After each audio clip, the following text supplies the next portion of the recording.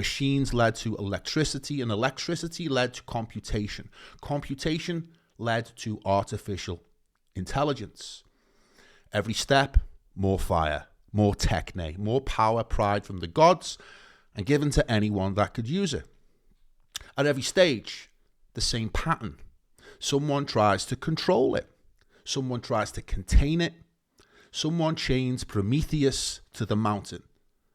And the fire spreads anyway. 12,000 years. Agriculture, industry, computation, intelligence, the same arc, the same story.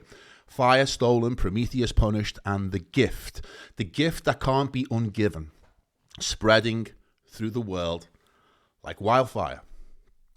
This week, something happened though. One of the godfathers of AI looked at what's emerging and used a phrase I've not heard him use before. Takeoff adjacent. Now, the singularity is what that means. The moment superintelligence surpasses human control. Everyone talks about it like it's a threat, like AI is coming for our jobs and AI might kill us. But what if that's the wrong frame? What if the jobs it's taken were never ours to begin with? What if they were chains? What if the singularity isn't the moment AI escapes our control, but the moment we do? Prometheus unbound. The fire he gave us, the techne that's been burning for 12,000 years, is about to complete its work. The tyrant falls. Not through battle, not through any other type of conflict, but through forgiveness, through letting go of what we thought we needed to protect. Let me show you what's happening right now. So I mentioned the fire keeps spreading. Now let me tell you how fast it's moving right now. Something shifted in November. New AI models dropped and felt like it was just another increment, a little bit smarter, a little bit faster, but the same usual iteration. But then mathematicians started paying attention. Problems that were selected specifically because they require the very best human minds. Erdős problems. Not by teams of researchers, but by AI, running overnight, unsupervised, and one of the greatest mathematical minds of his generation confirmed it. And he said, this is a genuine increase in capability. And that was just the maths. A senior engineer at Google watched an AI tool rebuild in 60 minutes what his team had shipped the previous year. An unreleased experimental model invented a more precise solution to a probability problem that human mathematicians had produced in 5 minutes. Now, here's the thing about all that. When I tell you AI solved an Erdős problem, that probably doesn't mean much. When I tell you it produced a sharper Bellman function than any human could, that probably doesn't mean much either. You don't really know what that is. Neither do I. And that's the point. We've entered the territory where the advances are becoming invisible to us. Not because they're not happening, but because they're happening above our ability to comprehend them. That's what the singularity actually is. Not a robot uprising, not Hollywood. It's a threshold, an event horizon, where the gap between us and the machines opens so wide we can no longer even measure it. We're used to being the judge and measure of intelligence, especially using our own as the stick to measure it by. I can feel when someone's a lot smarter than me. I'm sure we all do. But what happens when it's that far ahead? I can't measure anyone else's intelligence anymore because I've lost the ruler, I've lost the tools of measurement. And while all this was going on, while the models were quietly exceeding us in ways we struggle to articulate, somebody else lit the fuse, a guy called Peter Steinberger. And he invented this incredible AI app called OpenClaw, but it was originally called ClawBot. Now, he's a developer. He built a company, a tech company, and then he sold it for 100 million. Then he wanted to retire, but he got pretty bored in his retirement because he's quite young. He's in his late 40s, maybe early 50s. And he decided that retirement wasn't for him.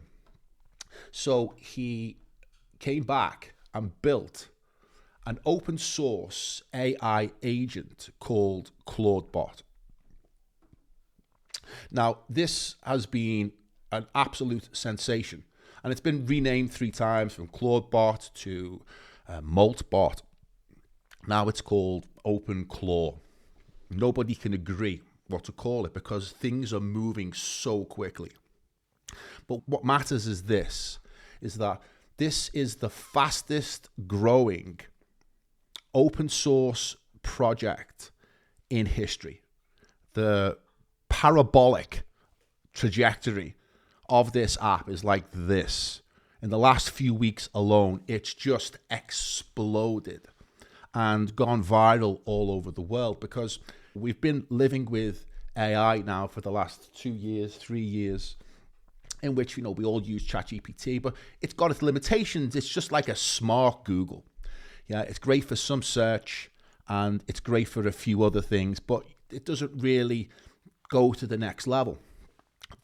ClawBot is the bridge between AI currently, great but not quite doing what you want, and an actual AI assistant that can carry out your tasks, actually go and do them. So it's gone viral on the internet. It's gone viral on Twitter, but it's being used by hundreds of thousands of people really, really, really quickly. And people are buying dedicated hardware to run their own agents. Now, dedicated hardware is like a Mac Mini. People are just all buying Mac Minis because they're small units, small computers, very fast, quite cheap, and that you run this AI assistant on its own machine. It's isolated from your machine, and basically it's like a brain for the AI. So in a sense, you have a robot without legs or a body contained within this computer. Now, that's something I respect, is because if that goes down, your machine's isolated from its machine, because one of the things that's happening with this AI is that you have to give it quite a few permissions in order for it to be able to do its job. So there are a lot of security implications at the moment and privacy issues with this bot, but because it's so effective, because it's doing so many things that normally you would pay thousands and thousands and thousands of pounds for, is people are putting the security issues to one side for a moment as we stand at the vanguard of what potentially is AGI or the Singularity approaching. Because we're giving our own bot a place to stay in our own house. Now, Simon Willison, who's a respected developer, another big name in the AI world, he called this the most interesting thing on the internet right now, as he also flagged the security risks. It's quite likely it could end in disaster. Now, both could be true, as that's where we are, standing between the extraordinary and the catastrophic, unable to tell which way we're leaning. Now, Andrej Karpathy, he is a former director at Tesla, OpenAI founding member, arguably one of the most respected independent voices in the field right now. Now, he's looked into what Steinberger's creation has spawned and posted one sentence, which is, what we are currently seeing at Moltbot and Claude AI is the most incredible sci-fi Takeoff adjacent thing I have seen recently. Now, Takeoff adjacent, if you're not from the AI world, and I'm a relatively new member to it, is this phrase doesn't mean much unless you are in that world. But in AI, takeoff has a very specific meaning. It's the point of no return, the inflection where artificial intelligence begins improving itself faster than humans can follow. Nobody at Karpathy's level uses these terms or these words loosely, and he said it that we're standing right next to it. So this is potentially the singularity that we have just entered into.